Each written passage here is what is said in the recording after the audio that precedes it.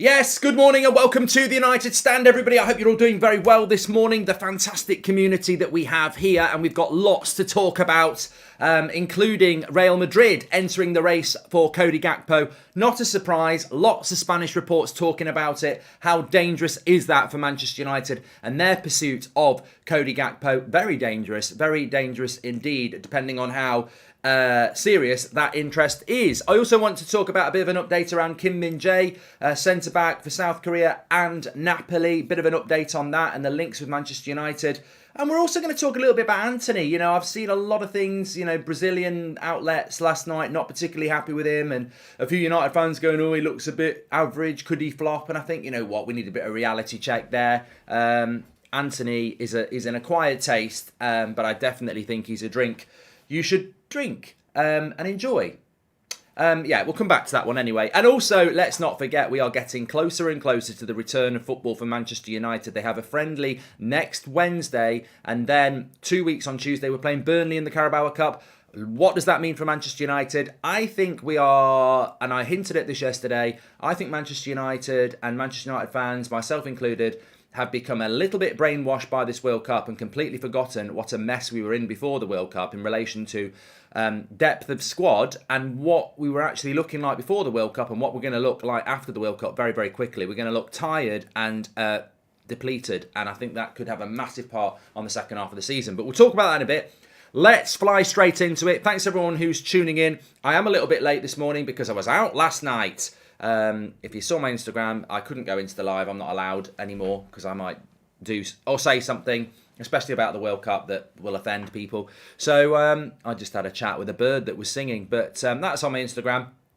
Feeling a bit delicate this morning, but not as bad as I thought I would do after the amount of beers I consumed. But no, I needed a night out. It's been a hectic couple of weeks. Anyway, I hope you're all doing very, very well. Let's get going with it. So we're going to start off about this Gakpo transfer race with Real Madrid.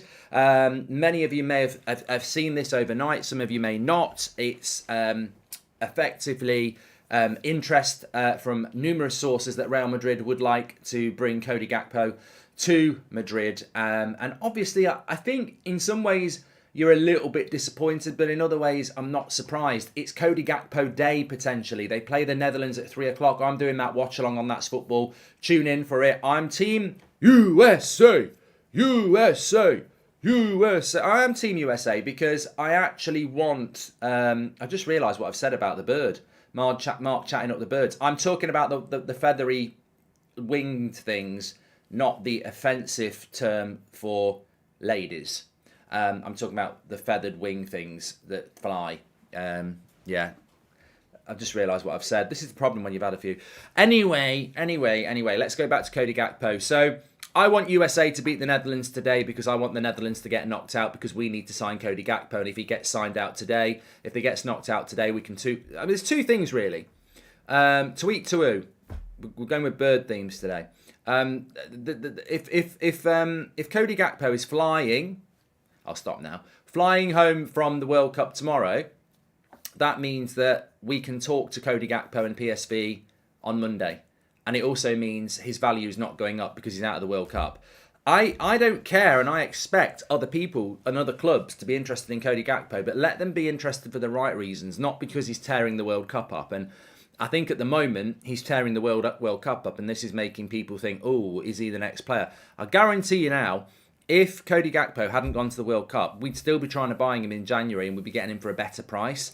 We are now in this frustrating situation where people are looking at Gakpo and going, oh, actually, maybe he is the next big thing. Let's get involved in that. And it's brought a lot more attention to him. It increases the price for PSV, but it also increases the competition for Manchester United. And if a Real Madrid does enter the equation, or maybe another Premier League club, I don't really see anybody else other than that. Barcelona don't seem to have any money.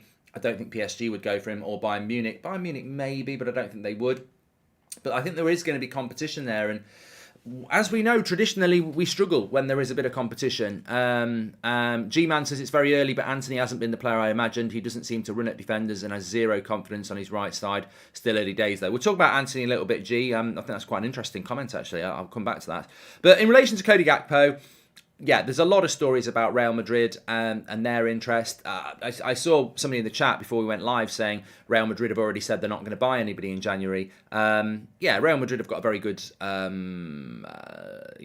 publicity angle where they will say we're not going to do this, we're not going to do that. But Real Madrid have done this before. James Rodriguez was brilliant in the 2014 World Cup, and they went and got him. I think we are in a danger. I'll just be absolutely honest. I think if the Netherlands win again today and Cody Gakpo plays well, and then they play Argentina in the quarterfinal and he plays well, we're going to have a lot more interest in him next week than we would have if he gets knocked out today. I don't want to upset a nation of the Netherlands because of selfishness around Manchester United, but I'm going to. Sometimes you've got to butter your own bread and feed it to the birds. And don't butter your bread if you're feeding it to the birds, by the way. They don't like butter on their bread. And I'm talking about, again, the flying animal things. Don't put butter on it. Just feed the birds with a few crumbs, but don't butter it.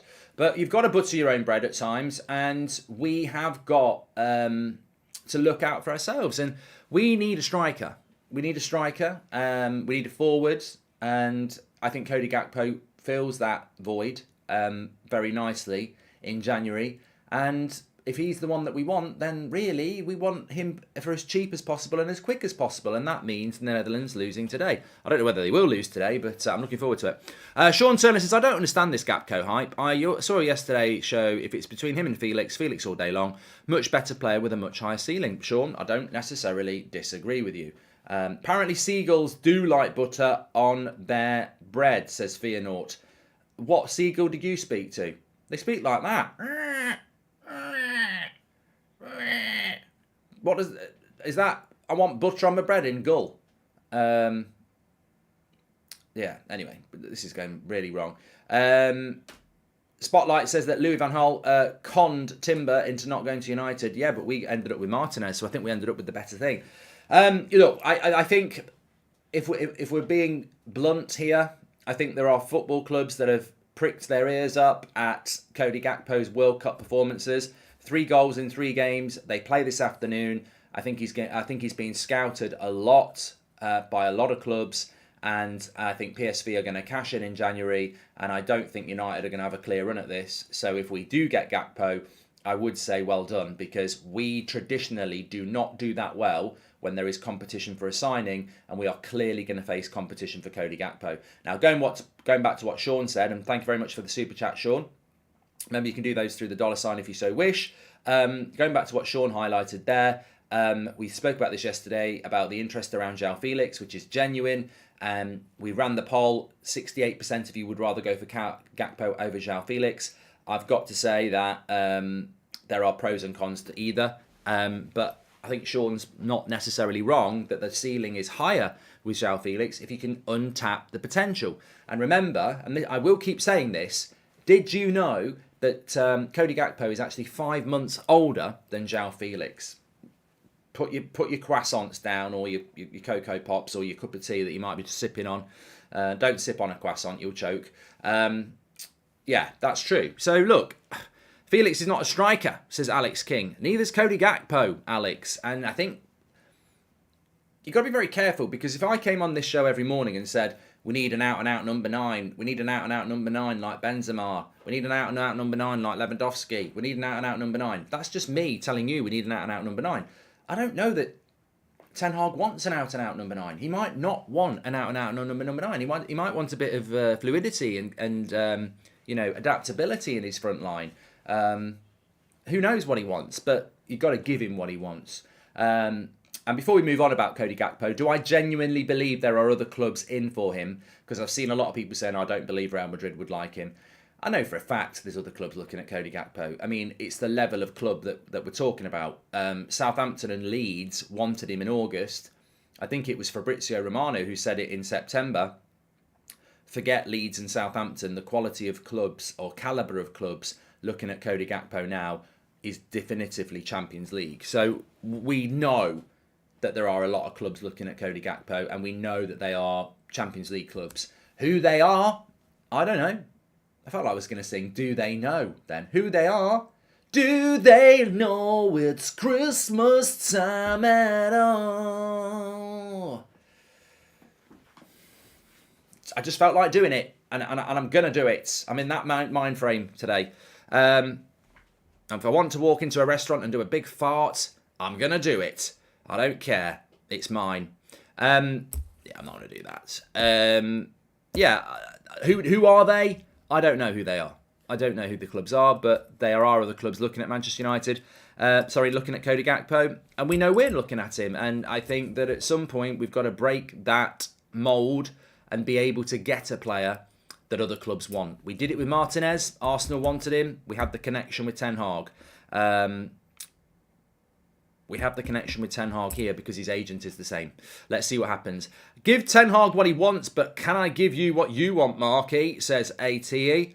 I want a signed copy of Gary Neville's book. I'm desperate for it. I really want a signed copy of Gary Neville's book. It would make my Christmas. For my gran.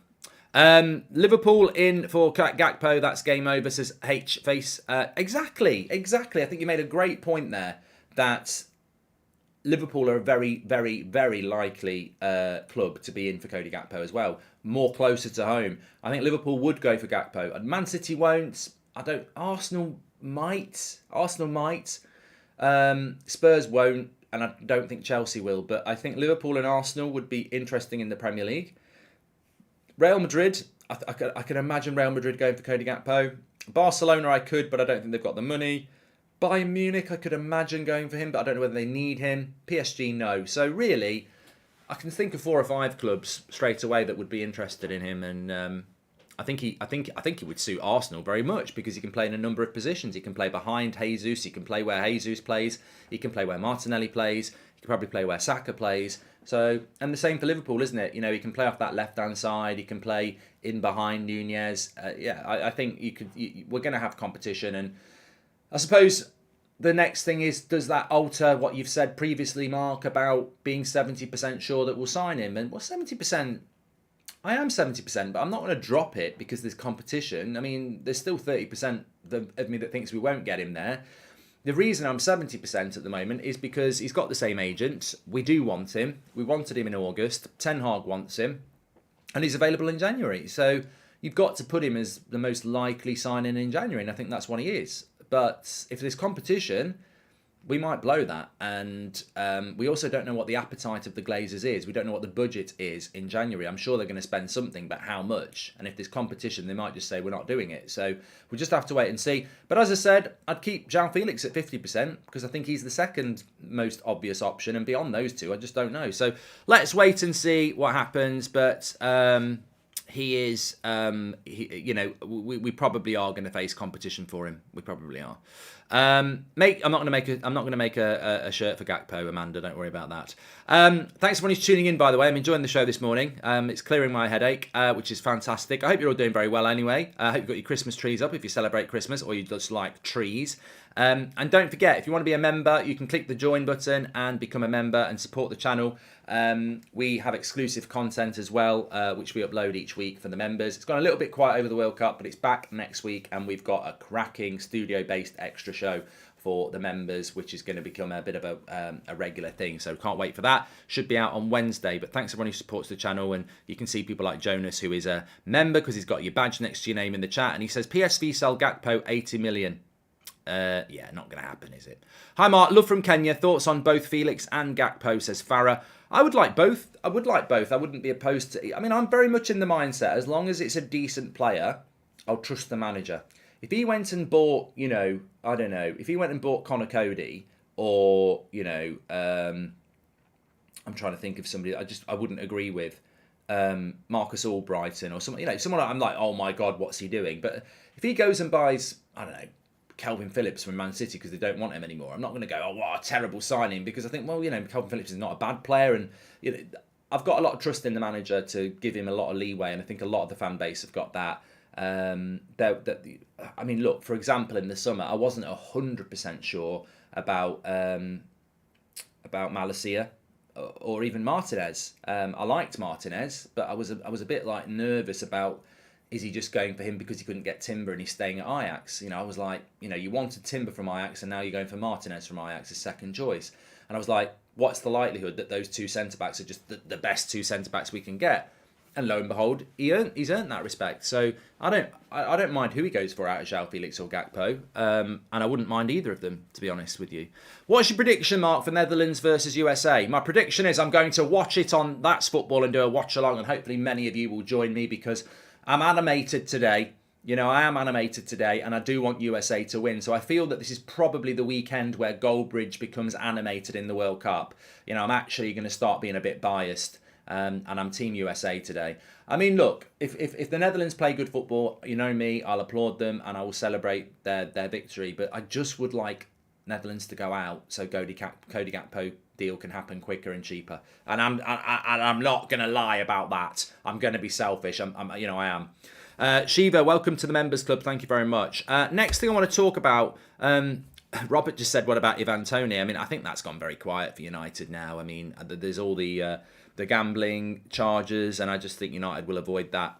Whether that's right or wrong, you know, it's a bit like the World Cup. Whether the World Cup's right or wrong, I'm not here to tell people. You make your own mind up, but I'm just telling you that there is that angle now with Ivan Toney and these gambling charges that I think United will steer clear of that. I will not be calling football soccer, Yell. I'll support USA, but I'm not going to call football soccer. I stopped the line. I stopped the line at that. Netherlands got the better team. Well, I'm looking forward to it. We'll talk about that at 3 o'clock. Keeping it on the United, though, just a bit of an update. A couple of things I want to go through. Kim Min-jae, centre-back, South Korea, actually was on the bench yesterday in their epic win yesterday against Portugal. Portugal obviously made a lot of changes. Dalot played, but Kim Min-jae was on the bench. As we were speaking to Fabrizio on Monday, there is a release clause this summer for 2 weeks in June. For 2 weeks only in June, Kim Min-jae is available for £45 million. Get your bookings in now. 2 weeks in June, Kim Min-jae. Forget Ibiza, forget Mallorca, forget Mexico. 2 weeks in June, Kim Min-jae, £45 million. Sign up now or be disappointed. So that is available in his contract, as confirmed by Fabrizio Romano on Monday and many other outlets. Manchester United's interest is because of this. Manchester United would not be interested in Kim Min-jae at 70, 80 million pounds, which is what his value would be. So we have an opportunity to go and get him, and I think a few other clubs will look at it as well. To be fair, the centre-back market at the moment is a bit dry, and it may well be that Manchester United do look at that. But Italian reports today are saying that Napoli are very desperate to take that release clause out, give him more wages and kill that dead. So, you know, if that happens, Kim Min-jae will not be on your destination list in 2 weeks in June, because it means that basically, Napoli are going to say to Kim Min-jae, we'll increase your wage and give you a new contract, but we want to get rid of that release clause. And if he signs that, he's committing his future to Napoli, isn't he? Because he's making himself unobtainable for other clubs. If he doesn't sign that, he's making himself available. So keep your eye on that. My suspicion is he'll sign the new contract and that release clause will disappear. But if he doesn't, that means that he's looking for a move in the summer. Is he that good, says Michael? I'm going to reserve judgment here. I mean, a lot of people have been talking about Kim Min-jae for a long time. So long that I actually thought it was people trying to get me to say something rude. But you know, and what I mean is a couple of years ago, I remember people putting that in the chat. So, you know, there's a lot of knowledge and research in this community that we have. And I can't lie that when I say that I've seen Kim Min-jae mentioned for quite a while by some of you. I've seen him a bit, you know. I have seen him a bit. I wouldn't say that I've seen him to the extent where I'm obsessed about United buying him.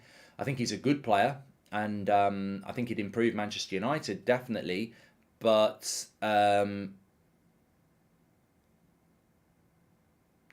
more relevant thing for me is, you know, the world doesn't stop and end with Kim Min-jae. I mean, there are other centre backs we could go for. I wish we were going for Vardial, but I think he's going to go to Chelsea. I think he's fantastic. But the fact is we do need a centre back, and it's so funny actually. I was having a drink last night where I live, and some lads had obviously spotted me, so they came over and had a chat, and one of them was on about Harry Maguire and saying, oh, he's been brilliant for England, surely he deserves another chance for Manchester United. And I was like, and who are you benching, Varane or Martinez, because they're better than him? And this is the thing for me. I just think Maguire is going to be, is he 30 this year? I mean, like sometimes you have a fear. Like I have a fear of great white sharks. Some people have a fear of spiders. Some people have a fear of cheese. I remember watching a local news show a couple of years ago, and they were interviewing this woman who has a fear of Santa. They make her if she sees a Santa, she throws up. There's probably a word for it, but a genuine terrified fear of something. Well, Harry Maguire's not scared of Santa, and he's not scared of sharks. He's scared of pace. That terrifies him, and that is something that I think Lindelof has an issue with as well. We need a centre-back that has got that pace. And I think whether it's Kim Min-jae or somebody else, we've got to get another modern centre-back at the club, because Martinez and Varane allow us to play in a certain way. Maguire and Lindelof make us have to play in a different way. And I think they can do a job, but I think that they're vulnerable. And we don't need centre-backs who can do a job. We need centre-backs that can fill in and come in and challenge. I think the simplest way of putting it is that Varane and Martinez are comfortably our best two centre-backs, and the only way that Maguire and Lindelof play is if they're injured or suspended. That's not healthy for a top-level club. You want what Man City have got. You want Diaz, Laporte, Stones, Aki, Akanji, all competing for two spots. And you might have your preferred two, but the competition's there. We haven't got that competition throughout the team, and we certainly haven't got it centre-back. Maguire and Lindelof are not going to bench Martinez and Varane on ability. They're only going to come in through injury or suspension. We need to bring a centre-back in that you go, he's better than Varane, he's better than Martinez. That's what we need, and that's what Ten Hag wants, and that's what we have to deliver at some point in the near future, hopefully in the summer. But whether it's Kim Min-jae or somebody else, I don't know. Vardiel is a very interesting player from Leipzig, and again, it's a player that Ralf Rangnick was saying we should go and get. And we've got to move on from Rangnick, of course, but there's a few players, Enzo Fernandez, Alvarez, Vardiel, Nkunku, Akanji, Lema. There's 6 players there that you'd have been happy if we'd got 3 or 4 of them. But then, I'm not critical of Ten Hag, because would Rangnick have recommended Anthony and Martinez and Timber and everybody else that's been brought in? So, the players are there. We just got to go and get them, haven't we? The other thing I wanted to talk about was, and I want to talk about Anthony actually very, very, very quickly. Thanks everyone who's tuning in this morning. Let me just check the chat. Okay, yeah, it's there. Just a quick reminder. Christmas jumpers are still available. You can still get them for Christmas. There's not many of these left. I think they're only available in small and extra large. But we do have the Three Kings Christmas jumper. We've got the Butcher, all that stuff. So if you're thinking about getting some Christmas gifts this Christmas for friends and family or children, etc., we've got all the sizes you need, and we do ship worldwide. Link is in the description. United Stand on Shopify. Get those orders in. And Blair says, any comments on the women's team getting multi-million investment for facilities at Carrington? I have a comment on it, and it's not before time. There's been some horror stories about the women's team over the last few years at Manchester United and the facilities they've had to put up with. Comparable to other clubs, it's embarrassing for one of the biggest clubs in the world, and it's about time that we did something about it. Wilfred got his Christmas jumper today. Well done, Wilfred. Anyway, I want to talk about Anthony because I do want to talk about Anthony. I want to talk about the World Cup a little bit and the impact it's going to have on United in a moment as well. But just on Anthony, played for Brazil last night. Obviously, Brazil made a lot of changes, as is their prerogative. They've already qualified. And I was reading a lot of the Brazilian press about Anthony, and it was mixed. It was very mixed. They were like, started off quite well, bit too many tricks, 5.5 out of 10. Average to below average in their scores. And I was like, we will get some United fans saying, could he be a flop and this, that, and the other? And I'm like, look, at the end of the day, I said it in the summer that out of everybody we were being linked to, Anthony was the player that excited me the most. And I'm not going to change that. As a footballer, he does excite me. I think he's a player that can get you off the edge of your seat. Now, has it been the start to his Manchester United career I would want? Well, I don't think it can be. I think it's been so dismantled. Like, he came in, he scored 3 goals in a row. Despite not playing amazingly, he got those goals. Then he had the injury before the World Cup, which was annoying because it was, basically 3 weeks, which was meant to be a knock. And then the minute we played Fulham, it's over, he's back fit, training with Brazil. And you're like, that I'm not happy about that. I don't care whether you're Ronaldo or Phil Jones. I don't like the fact that you've had a knock that keeps you out of key games for United, and then the minute the World Cup kicks in, you're training with Brazilian team. I think that's it's understandable. Some people value their national team over their club, but I wasn't overly happy with that, because let's not forget, if it wasn't for a moment of last second genius by Garnacho, we would have dropped points against Fulham, and we dropped points against Villa. So, but I think the most important thing with Anthony is that he's still this really exciting player, and he's not really got going yet. And people say he doesn't take on his man enough, and he's a bit arrogant in the way he plays football, but I still think it's just way too early to start thinking about stuff like that. And I think with this run of games that we're going to have from January to May, this is where we're going to start to learn more about him. I don't think he's adapted yet. I think the front line is very hard as well. I mean, when we bought Anthony, I envisaged crosses onto Ronaldo's head like he was doing for Sebastian Haller. Well, Ronaldo's gone now, so that's not happening. And I think we're still, as a front line, we've not established. I think the defensive line, when Varane is fit, is established. I think the midfield with Casemiro in there is established. The final piece of the jigsaw is to establish a front line that everybody knows what's going on, and it's been very changeable. So, it's not been stable. And I think Anthony does need to kick on, but I'm not worried about, does he start for Brazil? I'm not worried about the little drag circle he does. I'm not really worried about him, keeping himself fresh for the World Cup when he maybe could have got himself on the bench for us against Fulham. None of those things really matter, because it's just been a very disjointed season. And I think that any United fan who's thinking, he might be a flop, this, that and the other, it's just way too early. I mean, look, Jadon Sancho is a year further down the line. I wouldn't call him a flop either. We've just got to see what these players deliver in the second half of the season, and that's the most important thing for me. I mean, the price of Anthony and the price of Sancho is nothing to do with them. Of course we overpaid. I mean, we never should have. Anthony is not that player. He's not £85 million or whatever we paid for him at the moment, and he doesn't look like it. £85 million should be giving you some of the world's best players. But Man City paid £100 million for Jack Grealish. He's not a £100 million player. We paid £80 million for Harry Maguire. He's not an £80 million player. That says more about the club and how it's run and our negotiation weakness. It's not about the player. Anthony didn't say, I'm not leaving Ajax unless you pay £80 million for me. He would have come for 30. But, I'm not worried about the price tag. Of course, it's an issue if things go wrong. And I'm not worried about the showboating, because ultimately in the Premier League, you will get what Ronaldo showboated when he first came to the club. And Anthony can come out with all the things about, what it's like to play from poverty to football, and this is what I do, and he can do that. But eventually he will mature as well and realise that it's better for his game if he doesn't do that sort of stuff, because you're going to get targeted on and off the pitch. He's still very young. He's got to mature himself. Obviously, he's got a personality, which is part of him, and that's his flair. But I don't agree with any of the negativity around him potentially being a flop and everything. And I just think it's ridiculously early days. And, I don't think he should be starting for Brazil at the moment. I think they've got better players, and that's the journey that Anthony needs to go on.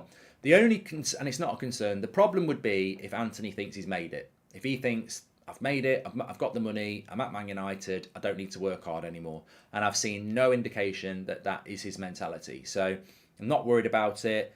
Not worried that he's not playing for Brazil. I mean, obviously, I'd love him to be playing for Brazil. That would be great, but I'm not worried about it. I think the work for him is going to be when he comes back. And again, it's about how long he can stay fit for. Is he going to become injury prone? Is he going to be a traditional winger that has one good game in 5, or is he going to be consistent? And these are the things that will take him from being, worth the money to being a flop. And, some of it's out of his control and some of it is. But he needs to be consistent. He needs to stay fit. And we're not going to learn about these things over a World Cup. We're going to learn about it in the next 5 months. Hi Mark, I've been watching you for years. Recently moved to Australia from UK. How do you think we'll get on in round 16, both England and Australia, says Sam.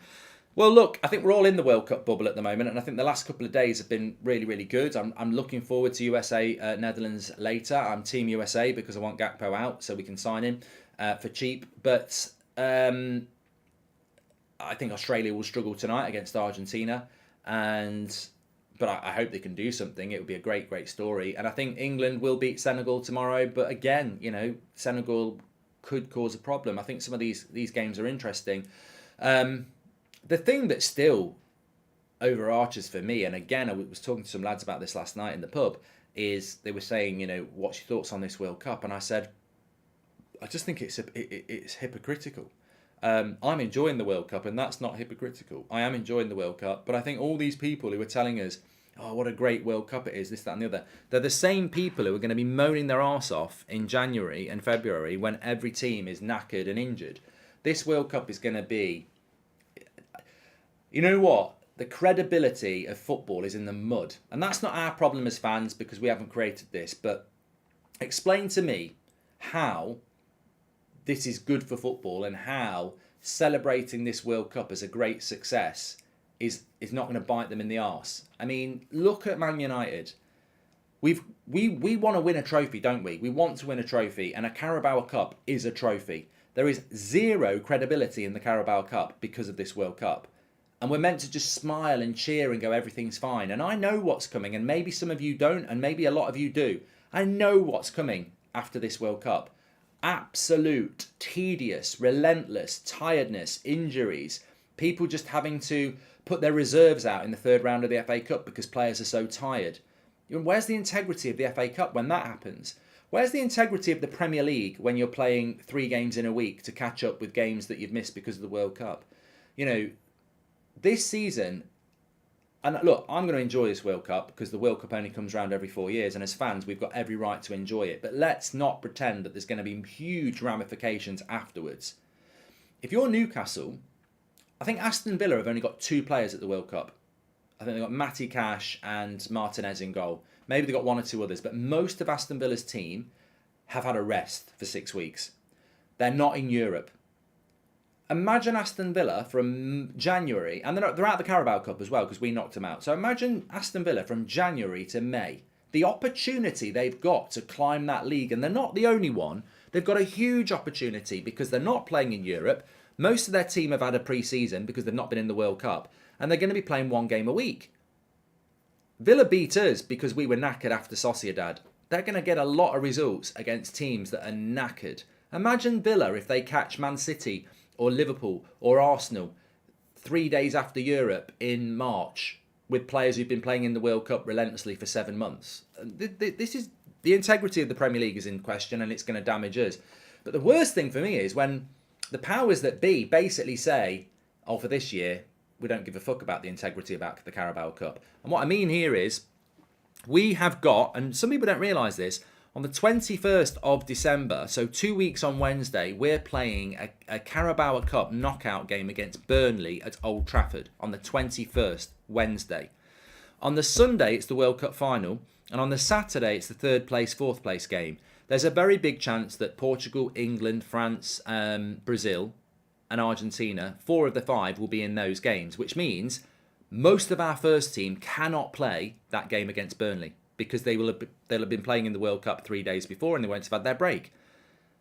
So Man United are going to play a Carabao Cup knockout game. We haven't won a trophy for 5 years. We're playing a Carabao Cup knockout game with most of our first team squad not there because of the World Cup. And not only that, that's our first competitive game in 6 weeks with our reserves. And Burnley have got 2 championship games the week before. I mean, if we can beat Burnley in that game, I'll tell you what, I don't care who's playing at right back or who's playing up front, I'll applaud them because that is mission impossible. You cannot... We're playing a Carabao Cup game where we want to win that trophy and we can't put even 75% of our first team out, and also it's our first competitive game for 6 weeks. But this is all being swept under the carpet. It's been swept down the road. Kick it down the road. Don't mention it now. The integrity of this season is flawed. It's flawed. And FA Cup 3rd round, we've got Everton. Is Ten Hag going to put his strongest team out for that? Or is he going to have to go, look, most of my players have only just come back from the World Cup. I've got to play the reserves in that. It's just the integrity of the season. And as we already predicted, we're a team that carries a lot of injuries anyway. And we're going to be playing 3 times a week, January to May. I just think this second half of the season could be carnage, absolute carnage in relation to integrity and player fitness. But apart from that, a Winter World Cup's a great thing. Do you think the new United ownership would improve our recruitment and negotiating, says Keanu? I think that with regards to the new ownership, I'm convinced that anything is going to be better than what we've got. I haven't really seen many people who are doom merchants about our new ownership. I think there's a lot of lies and conspiracy theories about what's going out there. Everyone wants the scoop. The scoop on who the new owners is not going to come from a Twitter account unless it's got a journalist attached to it. And you've got to remember that there are loopholes and legal ramifications and NDAs, non-disclosure agreements, etc. That might even prevent it being put out there. But I know for a fact, because I've spoken to 2 or 3 of them, that there are very, very good journalists out there, not only in sports, but in business, who are desperate to get the scoop on who the new United owner is going to be. So I don't really pay much attention to rumours on Twitter. I mean, it's almost like someone's going to go, I was down a chip shop in Salford last night, and this guy came in and said United are nearly going to get bought, and he's got the inside info. It's not going to be like that. It will break, and when it breaks, it will probably break the internet. But I don't know who it is at the moment. But what I will say is,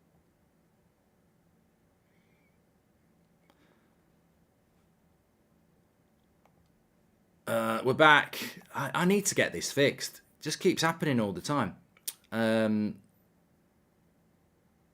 I broke the internet. I was speaking to somebody last night, just very, very quickly. I'm nearly at the end of the show anyway. Please smash a like on the video, by the way. Let's see if we can get 1,000 likes while we're live. I was speaking to somebody last night, and they were talking about Sir Jim Radcliffe, and they're asking my opinion. They weren't a United fan. And I said, look, I think there's a lot of people that would like Sir Jim Radcliffe, but there's a lot of people like me that would like Sir Jim Radcliffe, but I don't know what the bid is. I don't know. And they were saying, because they were actually work in finance, they were saying, the thing about Sir Jim Radcliffe is that would concern me is that he's very asset rich. He's got lots of money in the businesses, but is he cash rich? And I suppose that's quite an interesting thing on whoever buys the club. People look at what people are worth. And if person A is worth 30 billion, but 29 billion of it is locked up in businesses that they own and it's got shareholders, that 29 billion can't be spent on Man United easily because it's not their personal wealth. They've actually only got personal wealth of 1 billion. Even though they're worth 30, they've got 29 locked up in businesses with shareholders and stuff like that. So I think that's the interesting thing for me. It's like, who's got the money to buy the club, and then you've got to spend 1 billion straight away. Rummy says no billionaire is cash rich, Mark. Mate, I don't think you understand what I'm talking about. What I'm saying is people will look at somebody and go, they're worth this, but actually they're not worth anywhere near that because their worth cannot be obtained to be spent on Manchester United.